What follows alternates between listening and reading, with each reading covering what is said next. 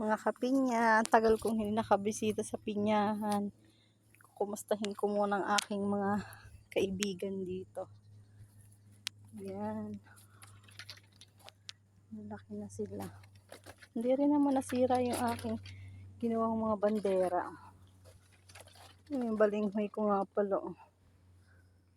Mga ilang buwan kaya bago ko tumahukay. Yan. Ganda sana kung bumunga lahat tapos mga ganito. Malalaki na.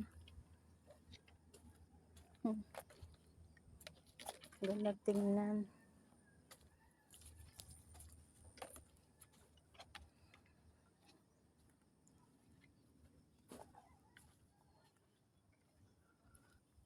Mga 3 linggo na yakata akong hindi nakapunta dito, 1 buwan.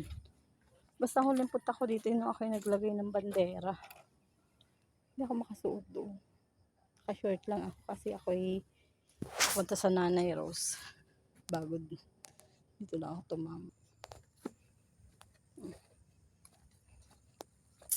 Sana malalaki tong pinya na to. Para naman kahit pa paano maganda ang presyo.